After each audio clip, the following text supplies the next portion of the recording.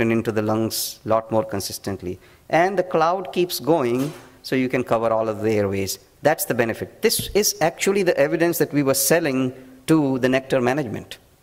So this is old evidence. But this was the evidence with which we formed the company, and we raised initial capital, $15.5 million.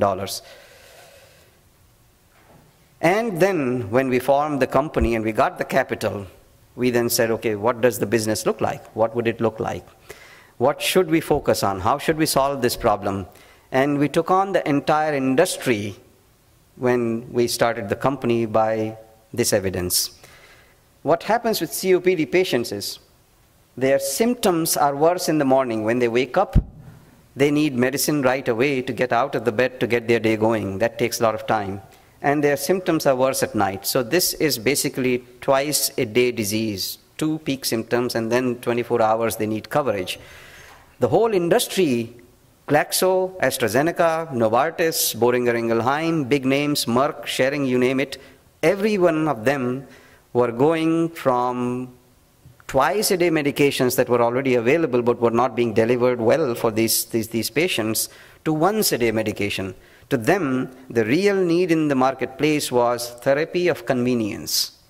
Instead of twice a day, give them once a day and people will buy the medicines and the reimbursement system will reimburse.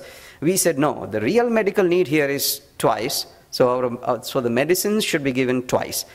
Morning covers the morning symptom, evening covers the evening symptom, and the medicine should last 12 hours such that we can give them around-the-clock coverage. So we took on, 2 of us, with early team, we took on the entire industry, because we believed in what was really the right thing to do for the disease.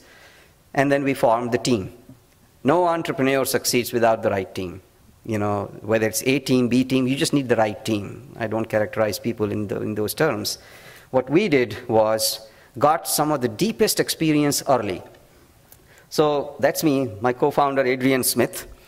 We worked shoulder to shoulder, or more like his elbow to my shoulder. He's way taller than I am. So the 2 of us worked together, got the plan going. But those 2.5 years that we spent in spinning this company out, we didn't sit around. We actually learned what we would need to do in the company, what kind of skills we would need. We figured out what our shortcomings were so we could go hire and fill up those shortcomings in the company. And we found people to fill up those positions.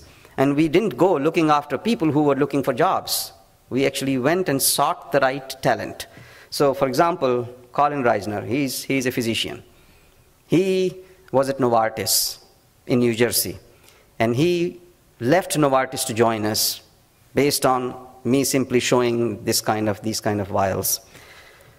Michael Golden, my ex-colleague from Glaxo, 20 years at Glaxo, tremendous experience in getting products approved by Food and Drug Administration.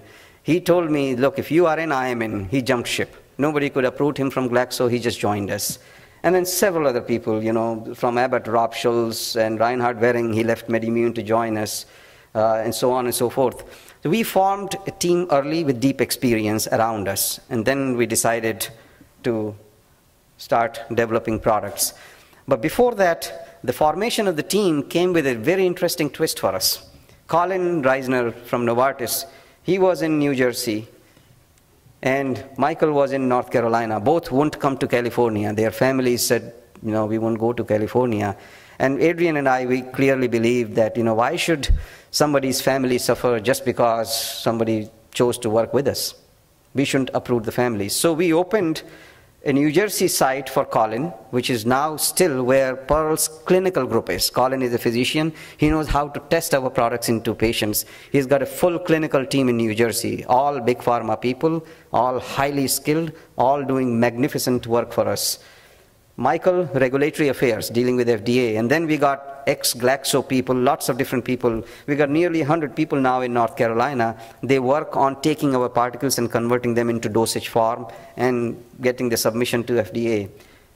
California, Redwood City, where Pearl was started, that's where the particle technology was. So we have these 3 centers of excellence: fundamental formulation science, dosage form and regulatory science, and clinical science. We pieced 3 sites together as if this was a constellation of excellence in one little company.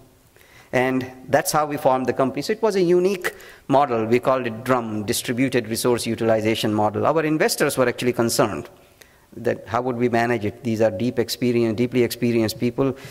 When you've got experienced mind, brilliant minds, they also come with strong, egos too. So we have got to manage that as well. We were aware of the challenge, and we traveled. We went around and around and around. We got people together. We communicated. Still to date, we've got people in the company who know each other by voice than by face, but we still work together. And then we also got some of the world's top-notch investors. They are also a member of our team. There was no investors versus company. It was all about having the investment team in the company. So we found investors by choice. This was not